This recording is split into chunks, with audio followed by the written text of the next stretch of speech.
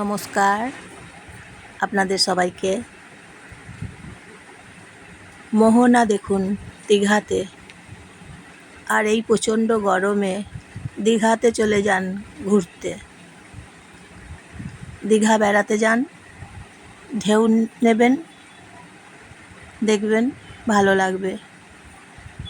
এই গরমে সবাই দীঘাতে এখন যাচ্ছে, পর্যটক বেড়াতে যাচ্ছেন সবাই দীঘাতে।